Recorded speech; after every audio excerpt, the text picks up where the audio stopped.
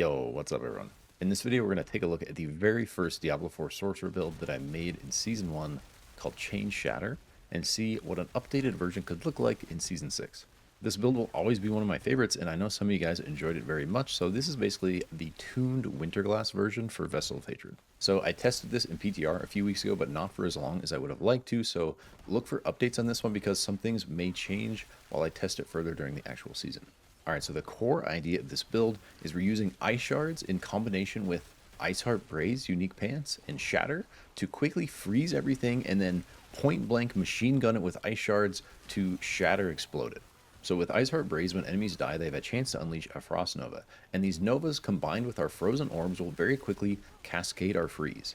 Now with our key passive Shatter, freeze is very important because half the damage we deal while something is frozen explodes in an AoE around it when freeze expires or the enemy dies. So think about mobs that are sort of clumped up. Whenever a target explodes from Shatter, they hit everything around them that is also frozen, which feeds further into the damage of the Shatter explosion that's about to happen on those targets. The idea is you get this sort of escalating domino-like effect of freezing followed by giant AoE Shatter explosion sort of cascading out. So with this build, the larger the group of enemies, the more you can sort of ramp up your damage. For that reason, this build is really going to excel as sort of speed farming and mobbing, especially with the big groups of enemies like hordes. It's not the worst build against bosses, but it's definitely nothing special. We're basically just having to chunk them down with ice shards. Alright, now let's talk about enchantments real quick, because they really add some spice to this build. We're always going to want to run Frozen Orb as our first enchantment because of how important the freezing is that we just talked about with Shatter, the guaranteed vulnerability, and its insane synergy with Fractured Winterglass, which we will talk about in a minute. For our second enchantment slot, we have a couple different options to experiment with and flex depending on the situation.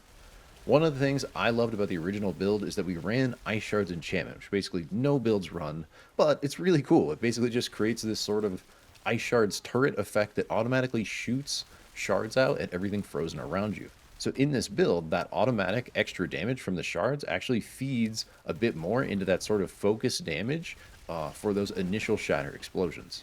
So Ice Shards is a great second enchantment to run basically for like max satisfaction or like Shatter enjoyment, especially if you're fighting big groups of mobs that aren't like way above your power level, just sort of like speed farming or whatever. Frozen Orb and Ice Shards enchantment together are going to feel really good. Now, while Ice Shards will sort of automatically ramp the damage of those initial explosions, Fireball will sort of feed into that ramping domino Shatter effect. I think Fireball is going to be more effective the more mobs you are fighting, where Fireball Enchantment is like really weak against single target and bosses, but if you're looking to just power crush waves at like max velocity, running Frozen Orb and Fireball as enchantments will give you that sort of like explosive chain reaction, domino-like Shatter effect that was so satisfying with the first build. Ice Shard's enchantment is also very weak against bosses, so if we're looking to farm bosses or push higher above our power level, I think running Ice Blades with Frozen Orb as our enchantments feels the best to me so far, and this basically gives us like a reliable extra couple stacks of Conjuration Mastery, some more Frozen Orb procs from our Ice Blades attacking, and some additional cooldown reduction which helps us ramp our Conjurations better and gives us more reliable access to our defensives. This, combined with Aspect of the Orange Herald on boots, will give us basically 100% uptime on Unstable Currents, which we are using to boost sort of our Ice Shards machine gun attack speed, as well as try to triple cast Lightning Spears. We're running Aspect of Splintering Energy basically to maximize our DPS on frozen enemies, which will scale our Shatter Explosion. So imagine when stuff freezes, the damage arcing across it all from Splintering Energy will explode from Shatter for around half the total damage it dealt from Splintering Energy while those targets were frozen. So these explosions that happen from that will then hit anything else nearby that is still frozen, and the damage from those explosions will then explode for half their total damage on targets that are still frozen around them, helping to sort of initiate and cascade this domino effect we're going for. We're using the Frozen Orb cooldown reduction from Fractured Winterglass, combined with the Aspect of Frozen Orbit to give us extremely low cooldowns on the Conjurations we are actually casting, which are Familiar and the Lightning Spear we just discussed. Familiar is basically going to carry our fire damage. It will also scale our Conjuration Mastery, so we want to be casting it basically as much as possible. Something very important to keep in mind here, guys, is that our familiars basically are our only source of burning to activate Devouring Blaze, so we want to always try to follow our Flame Shield with as many familiars as we can. So, like, ideally, you know, initiate with Flame Shield and then instantly dump, like, 3 or 4 casts into familiar to get everything burning right away, and this is something I was not doing very well in the footage because I was sort of, just experimenting with the build, trying to figure stuff out. And so that's something that I could improve on that will definitely like help ramp your DPS if you start the fight with that Devouring Blaze up. Teleport is our other defensive, and we are using that for the Unstoppable to break CC, to reposition or dodge stuff, or to get a couple seconds of extra damage reduction. Lightning Spear is the only conjuration we have as sorcerers that doesn't have a hard cap on how many we can have summoned.